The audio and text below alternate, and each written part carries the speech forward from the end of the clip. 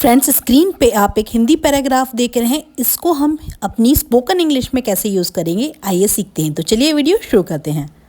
कल मैं पूरे दिन घर की सफाई कर रहा था। कल के लिए कहेंगे यस्टरडे। यस्टरडे मैं आई। पूरे दिन, देखिए पूरे दिन के लिए हम कहेंगे दी होल डे। पहले हम वर्ड टू वर्ड समझते हैं इसे क्या कहेंगे, ठीक है। या फिर हम कह सकते हैं ऑल डे, ठीक है। घर की सफाई को हम कहते हैं क्लीनिंग द हाउस। क्लीन कर रहा था, ठीक है। तो क्लीन कहते हैं सफाई को, लेकिन कर रहा था कंटिन्यूअस टेंस है, पास्ट कंटिन्यूअस टेंस, इसीलिए क्लीनिंग द हाउस। अब देखिए, किसी भी काम को करने में कुछ चीज स्पेंड होती है, ठीक है। तो यहाँ पर जो वर्ब यूज होगी वो होगी स्पेंड, ठीक है। तो वहां पर कर रहा था मतलब यहाँ पर हो जाएगा स्पेंड, ठीक है। अब इसे हम स्ट्रक्चर में डालते हैं। स्ट्रक्चर होगा जैसे कि हम ऐसे डे टू डे कन्वर्सेशन के जो है सेंटेंसेस यूज करते ही हैं। स्पेंड प्लस होल डे, या फिर आप कह सकते हैं all day plus verb plus ING, okay. जैसे कि उसने पूरा दिन घर की सफाई करने में बिताया। He spend the whole day cleaning the house. क्या हो जाएगा? He spend the whole day. Whole day कहें या फिर ऑल डे कहें, दोनों में से कोई एक भी आप चूज कर सकते हैं। Cleaning the house, cleaning verb के साथ में यहां पर आईएनजी लगेगा, क्लीनिंग द हाउस। मैंने पूरा दिन पढ़ाई करने में बिताया। आई स्पेंड, देखिए आई स्पेंड सब्जेक्ट के बाद में आएगा यहां पर I spend,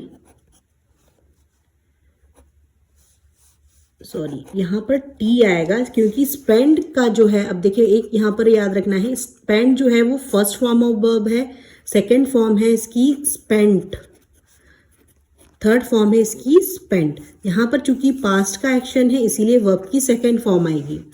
I spent the whole day studying. I spend the whole day studying. उसने पूरा दिन खाना बनाने में बिताया। She spent all day cooking. हमने पूरा दिन खरीदारी करने में, शॉपिंग करने में बिताया। तो we spend all day shopping, ठीक है। तो इस तरीके से हम अपने स्पोकन इंग्लिश में इस पैराग्राफ को यूज कर सकते हैं। उसने पूरा दिन बच्चों के साथ खेलने में बिताया। They spent the whole day या the all day playing with kids, playing with the kids.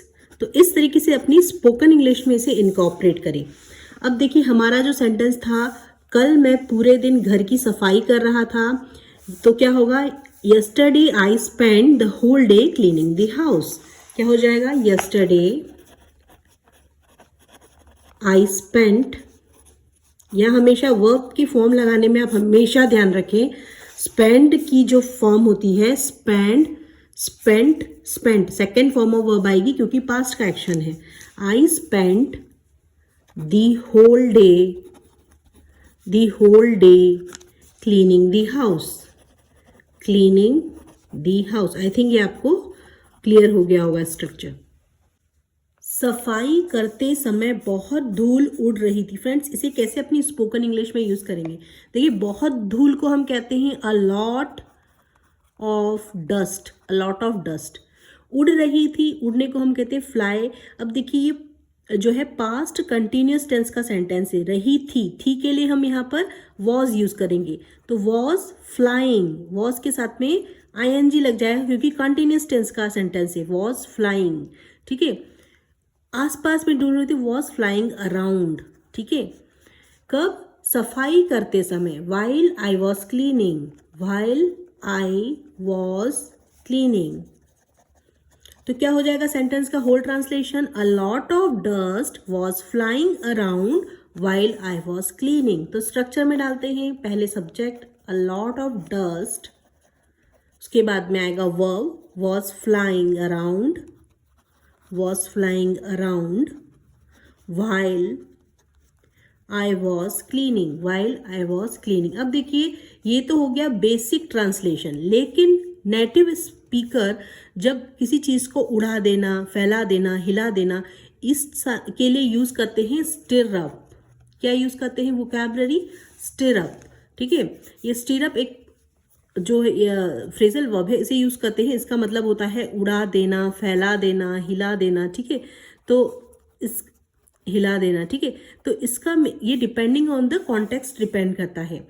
ठीक है, when we talking about dust, stir up dust means धूल उड़ाना, धूल उड़ा देना, स्टिर अप डस्ट। ठीक है, किक अप डस्ट, ये किक अप डस्ट थोड़ा इनफॉर्मल है। जैसे कि बाहर जो है बच्चे खेलते समय बच्चों ने बहुत धूल उड़ा दी। The kids stirred up, stir up का क्या हो जाएगा? Stirred up, second form of verb, stirred up. ठीक है, the kids stirred up a lot of dust while playing outside. क्या हो जाएगा? The kids stirred up a lot of dust while playing outside. जब वो बाहर खेल रहे थे उस समय बच्चों ने बहुत सारी डस्ट उड़ा दी, प्लेइंग आउटसाइड। ठीक है, हवा ने सड़क पर धूल उड़ा दी, the wind stirred up dust on the road. ठीक है, कच्ची सड़क पर हम चलते हैं तो धूल उड़ती है ना, तो कच्ची सड़क पर चलने से धूल उड़ गई। Walking on the dirt road, dirt road कहते हैं कच्ची सड़क को, स्टिर्ड अप डस्ट। तो इस तरीके से आप धूल उड़ाने वाले वोकैबुलरी से बहुत सारे day to day spoken English के सेंटेंस बना सकते हैं। जैसे कि आप चल रहे हैं और एकदम से कार आपके सामने से निकल गई, तो जो धूल का एक क्लाउड ऑफ डस्ट, गुबार उड़ता है ना, तो हम कहते हैं कैसे कार ने धूल का एक बड़ा गुबार उड़ा दिया। The car stirred up a cloud of dust, the car stirred up a cloud of dust. फर्श पर झाड़ू लगाने से भी धूल उड़ती है। Sweeping the floor stirred up a lot of dust, sweeping the floor stirred up a lot of dust. तो देखिए इस सेंटेंस से हम कितने सारे सेंटेंसेस बना सकते हैं स्पोकन इंग्लिश के, तो इसे अपनी स्पोकन इंग्लिश में इनकॉर्पोरेट करें। शायद उसी धूल की वजह से मुझे एलर्जी हो गई। शायद मतलब आई थिंक उसी धूल की वजह से मुझे एलर्जी हो गई, तो उसे एलर्जी प्राप्त हुई। ठीक है, जैसे एलर्जी हो गई तो हम यहाँ पर गेट यूज करते हैं वर्ब। ठीक है, गेट की सेकंड फॉर्म होती है गॉट, थर्ड फॉर्म होती है गॉट। ठीक है, या गॉटन भी होती है, लेकिन अमेरिकन इंग्लिश में गॉटन यूज करते हैं, ब्रिटिश इंग्लिश गॉट ही यूज करते हैं। तो वर्ब की सेकंड फॉर्म गॉट आएगी। I think I got dust allergy because of it. किसकी वजह से? धूल की वजह से। तो बिकॉज ऑफ इट यहाँ पर आएगा धूल के लिए। तो I got a dust allergy, dust allergy because of, किसकी वजह से? Because of it. यहाँ इट डस्ट के लिए आया है। मुझे लगातार छींकें आने लगी। देखिए छींक आने को हम कहते हैं स्नीजिंग। क्या कहते हैं? स्नीजिंग। ठीक है, तो I started sneezing continuously, I started sneezing continuously, I started sneezing continuously, मतलब लगातार छींकें आने लगी। नाक बहने लगी, बहने वाली नाक को कहते हैं रनिंग नोज। ठीक है, तो my nose began to run, शुरू हो गई, मैं नाक बहना शुरू हो गई। ठीक है, तो माई नोज बिगेन। अब देखिए ये second form of verb I है begin,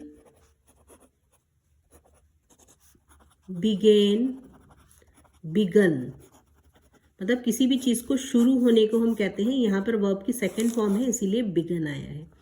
my nose began to run, run मतलब नाक बहने को हम रनिंग नोज कहते हैं, इसलिए रन आया है यहाँ पे। और आंखों में भी खुजली होने लगी। देखिए किसी भी चीज को खुजली होने को हम कहते हैं ईची। ठीक है, तो होने लगी मतलब बिकेम। यहाँ बिकम का मतलब होता है होना, बिकेम का होता है पास्ट टेंस, होने लगी बिकम। तो यहाँ पर सेकेंड फॉर्म ऑफ वर्ब आएगी क्योंकि पास्ट का एक्शन है, ठीक है। तो ये जो वर्ब्स की फॉर्म को आप जब यूज करेंगे ना, इसे याद रख लेंगे तो ये आपके लिए इजी हो जाएगा translation. And my eyes became itchy, and my eyes became itchy, and my eyes became itchy, ठीक है। शाम तक मेरी तबीयत पूरी तरह खराब हो गई, अगली सुबह मेरी परेशानी और बढ़ गई। देखिए शाम तक, बाय द इवनिंग, क्या कहेंगे इसे, bye the evening, by the evening मेरी तबीयत पूरी तरह खराब हो गई। तो हो गई पास्ट है, इसीलिए वॉज आएगा यहाँ पर हेल्पिंग वर्ब, इसलिए आई वॉज फीलिंग रियली सिक। खराब होने को, तबीयत खराब होने को कहते हैं हम सिक होना, क्या कहते हैं, सिक, ठीक है। तो क्या हो जाएगा translation, by the evening, by the evening I was feeling really sick, मैं बहुत मतलब पूरी तरह से खराब महसूस कर रहा था। आई वॉज फीलिंग रियली सिक, सिक का मतलब होता है तबीयत का खराब होना, ठीक है।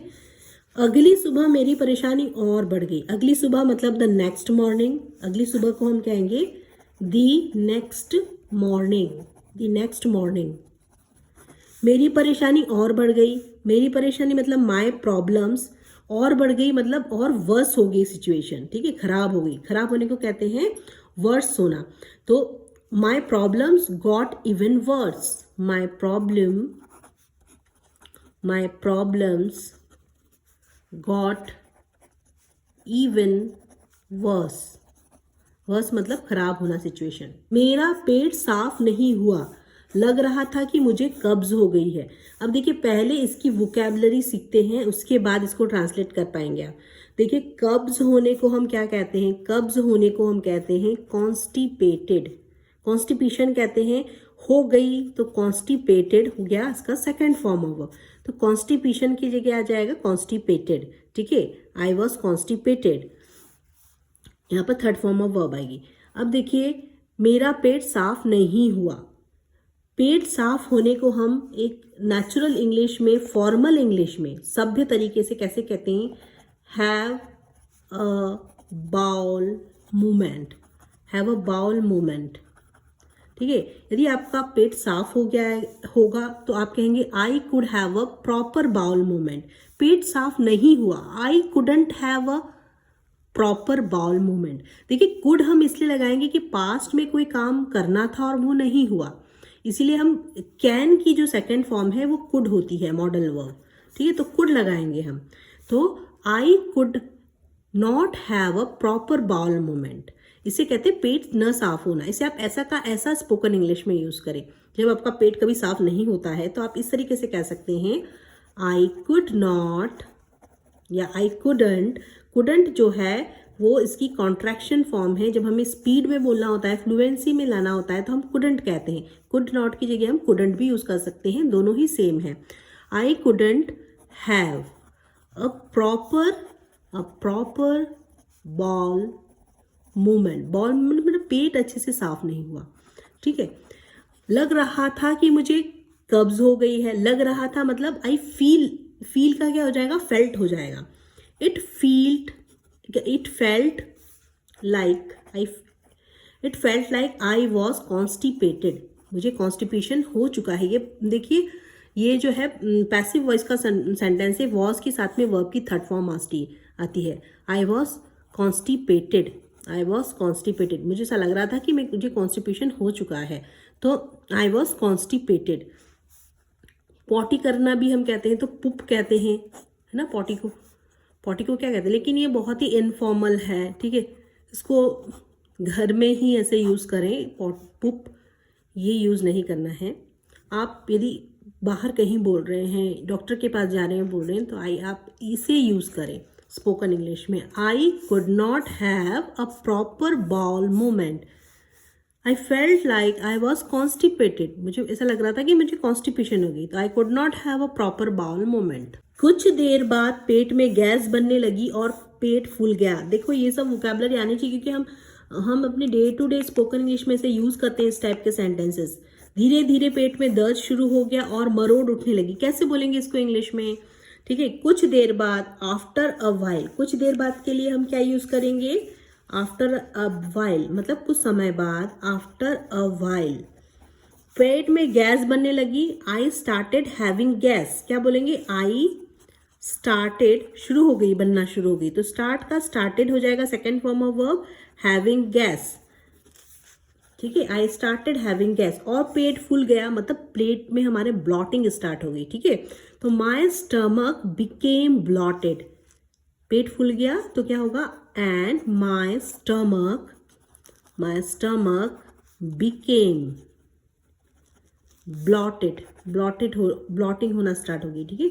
तो blotted, my stomach became, my stomach, यहाँ याद रखने वाली क्या है वोकैबुलरी, ब्लॉटेड, पेट फूल गया, ठीक है। पेट फुला फुला लगता है ना जब गैस हो जाती है, वहां पर हम कहते हैं ब्लॉटिंग हो रही है। तो I started having gas and my stomach became blotted, धीरे धीरे पेट में दर्द शुरू हो गया। देखिए दर्द, पेट दर्द को हम कहते हैं स्टमक एक, तो क्या होगा, डेवलप हो गया, then I developed a stomach ache, ache मतलब दर्द होना, तो आई स्टार्टेड डेवलपिंग, या then I developed a stomach ache. अब क्या हुआ, और मरोड़ भी उठने लगी, तो वो पेट में दर्द शुरू हुआ, उसके साथ में मरोड़ उठने लगी, तो उसको क्या कहेंगे, then I developed a stomach ache followed by severe stomach cramps, cramps आने को कहते हैं मरोड़ उठना, फॉलोड बाय मतलब उसके साथ में ही, followed by severe stomach cramps, cramps उठना बोलते हैं ना, CRAMPS, क्रैम्प्स, ठीक है, स्टमक क्रैम्प्स। तो स्टमक क्रैम्प्स मतलब पेट में मरोड़ उठना, followed by severe, followed by मतलब स्टमक एक के साथ में ही स्टमक क्रैम्प भी स्टार्ट हो गए, इसका मतलब ये होता है। So whole translation will be, after a while I started having gas and my stomach become bloated, then I developed a stomach ache followed by severe stomach cramps. मुझे बिल्कुल भूख नहीं लग रही थी और कुछ भी खाने का मन नहीं कर रहा था। देखिए भूख नहीं लगना मतलब होता है एपेटाइट का लूज हो जाना, ठीक है। तो भूख नहीं लगना मतलब आपके एपेटाइट का लूज होना। तो आई हैड नो एपेटाइट, क्या बोलेंगे, नहीं लग रही थी के लिए आपका हैड आ जाएगा, या ऐसे कह सकते हैं कि I lose my appetite, I had no appetite मतलब मुझे बिल्कुल भी भूख नहीं लग रही थी, आई हैड नो एपेटाइट, ठीक है। और कुछ भी खाने का मन नहीं कर रहा था। देखो खाना एक ऐसी चीज़ है जब आपका मन करता है तो ही खा सकते हैं, यदि आपके स्टमक में कुछ गड़बड़ी है तो आप नहीं खा पाओगे। तो इस वहाँ पर क्या हो रहा है, आप एपेटाइट को लूज कर रहे हैं, ठीक है। इसके लिए क्या वोकैबुलरी है, एपेटाइट, ठीक है। आपको भूख नहीं लग रही है, आई हैड नो एपेटाइट, थी के लिए हम यहाँ पर हैड यूज करेंगे, helping verb, I had no appetite and खाने का मन नहीं कर रहा है तो I did not feel like eating anything, and did not, did के बाद में हमेशा वर्ब की फर्स्ट फॉर्म आती है, आई डिड नॉट फील, ये भी फर्स्ट फॉर्म है, ठीक है, feel, I did not feel like eating anything, कुछ भी खाने का मन नहीं कर रहा था, मेरा कहीं भी जाने का मन नहीं कर रहा था, आई did not feel like going anywhere, ठीक है। तो इस तरीके से आप इससे भी सेंटेंस फॉर्मेशन कर सकते हैं अपने स्पोकन इंग्लिश के, ठीक है। मुझे पढ़ने का मन नहीं कर रहा था तो I did not feel like studying, मेरा पढ़ने का मन नहीं कर रहा था, ठीक है। तो इस तरीके से आप इसे यूज कर सकते हैं। थोड़ी देर बाद मुझे मतली आने लगी, देखिए मतली आने को हम कहते हैं नौशिया, क्या कहते हैं, नौशिया। अब देखिए फ्रेंड्स, जब तक हमको इन सब के मीनिंग ही नहीं पता होंगे तो हम कैसे अपनी स्पोकन इंग्लिश में फ्लुएंट बोलेंगे, बताओ आप। सबसे पहले आपको एक बार जब पता चल जाएगा इस सेंटेंस को ये कहते हैं, इसके लिए ये वोकैबुलरी, तो आप आराम से फ्लुएंटली बोल पाएंगे। तो पहले ये सब चीज़ों को सीखना बहुत ज़रूरी है। सब कहते हैं ना हिंदी टू इंग्लिश ट्रांसलेशन, तो ये इसीलिए ज़रूरी है क्योंकि जैसे आपको स्टार्टिंग में बता दिया गया है बचपन से ही कि इसे दीवार कहते हैं, जैसे वॉल को देखकर आप दीवार, लेकिन अब आप जब इंग्लिश में उसे अब वॉल तो नहीं जानते ना, जब आप दीवार का ट्रांसलेशन वॉल जानेंगे तो आप उसे वॉल कहेंगे।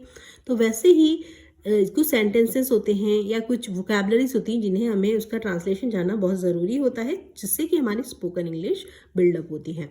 तो देखिए यहाँ पर थोड़ी देर बाद मुझे मतली आने लगी। मतली आने को कहते हैं नौशिया। क्या कहते हैं? नौशिया।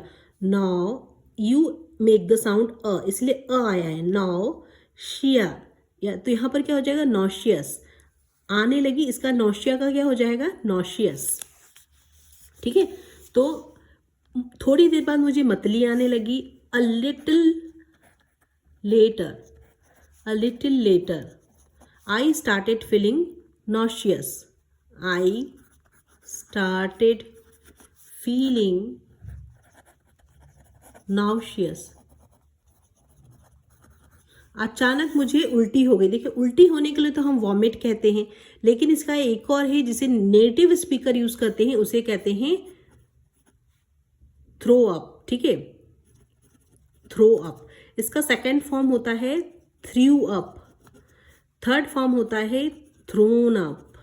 ठीक है, तो यहां पर पास्ट का एक्शन है, इसीलिए हम थ्रू अप यूज करेंगे। ठीक है, ऐसे तो आप बोल सकते हैं कि सडनली आई वॉमिटेड, लेकिन आप इस तरीके से बोलेंगे, बिल्कुल नेटिव स्पीकर। आप देखना कभी जो नेटिव स्पीकर से ऐसा ही बोलते हैं, सडनली आई थ्रू अप, मतलब मुझे उल्टी हो गई। Through up, suddenly I threw up. ठीक है, थ्रू अलग है और अप अलग है। ठीक है, I threw up, suddenly I threw up. जैसे कि अब देखो डे टू डे कन्वर्सेशन में कैसे कहते हैं, लग रहा है कि मुझे उल्टी होने वाली, कैसे बोलेंगे? I feel like I am going to throw up. यहाँ पर हम थ्रो अप यूज करेंगे। होने वाली है, हुई नहीं है, होने वाली है, तो ये सिंपल प्रेजेंट टेंस में I feel like I am going to throw up. I almost threw up, मुझे लगभग उल्टी हो गई थी। आई ऑलमोस्ट थ्रू अप, तो यहाँ पे थ्रू अप आएगा, हो गई थी, पास्ट का एक्शन है। या फिर कह सकते कल रात मुझे 2 बार उल्टी हुई। कैसे बोलेंगे? कल रात हुई, तो पास्ट का एक्शन है, तो I threw up twice last night. जैसे हम पूछते हैं ना, अब मुझे दोबारा, अब जैसे कि पूछते हैं कि आज तुम्हें उल्टी हुई है, हैव यू थ्रोन अप। देखिए, ये पास्ट परफेक्ट टेंस का प्रेजेंट परफेक्ट टेंस का सेंटेंस है, उसके साथ में हैव प्लस वर्ब की थर्ड फॉर्म होती है।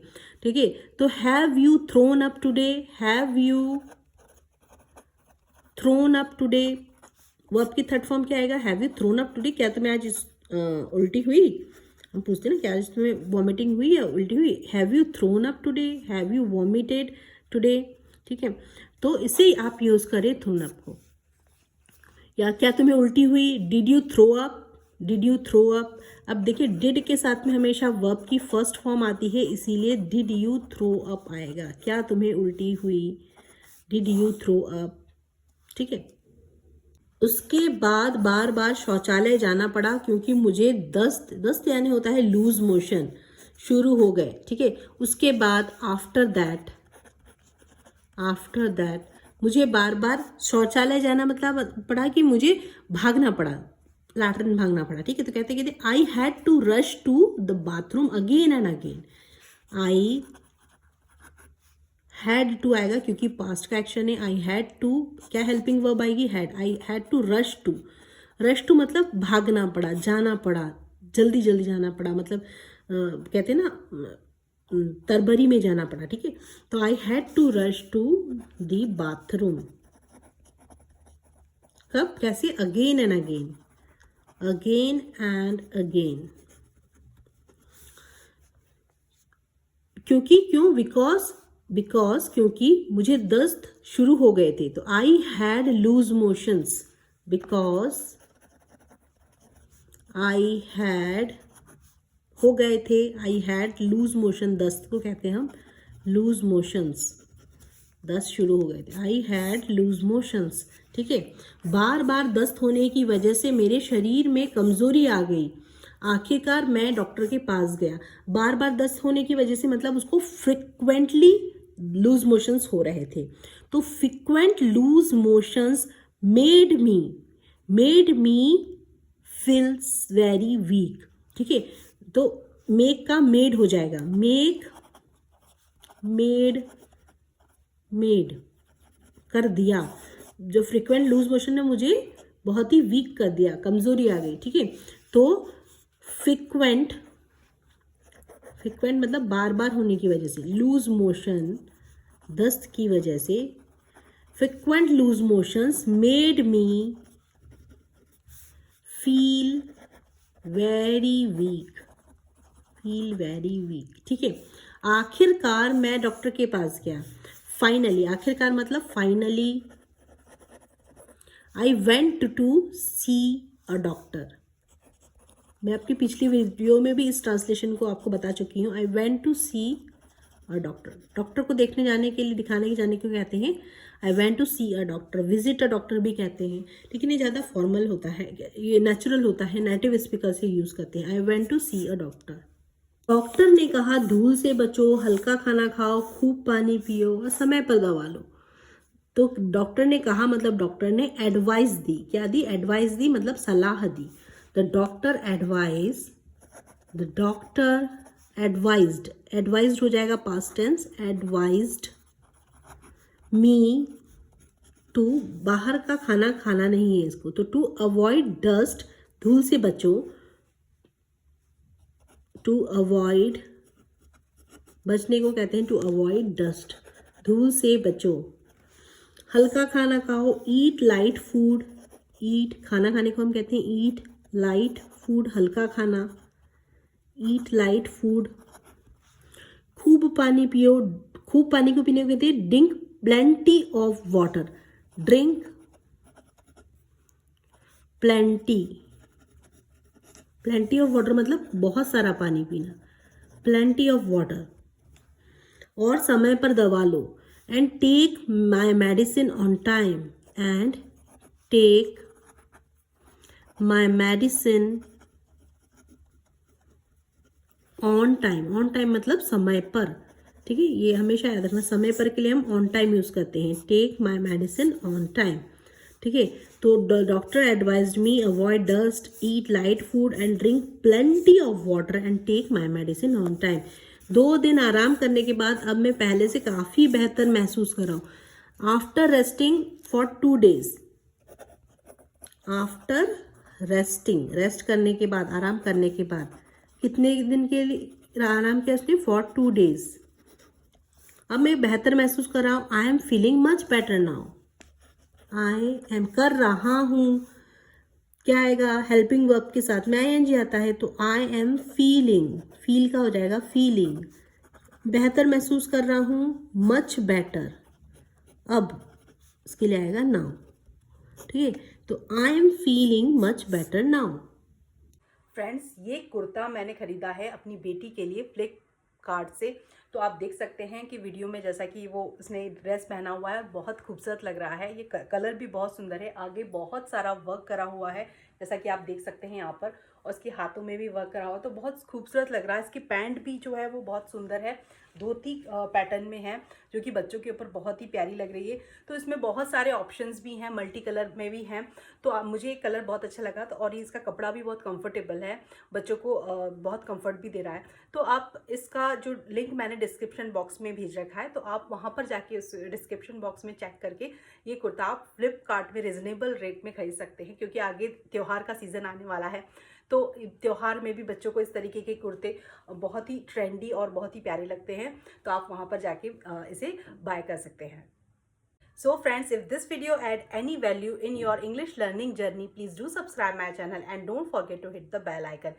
यदि आपको ये वीडियो पसंद आई है तो मेरे चैनल को सब्सक्राइब करें, लाइक करें और वीडियो को ज़्यादा से ज़्यादा शेयर करें, जिससे कि मुझे आपका प्यार और मोटिवेशन मिलता रहे और मैं आपके लिए इस तरीके की यूज़फुल इंग्लिश लर्निंग की डेली जो कंटेंट लेके आती रहूँ, डेली कन्वर्जेशन की। तो friends, please do subscribe my channel and share it more and more with your friends and families. Thanks for watching my videos. Keep learning, keep practicing, keep watching my videos. Thanks for watching my videos.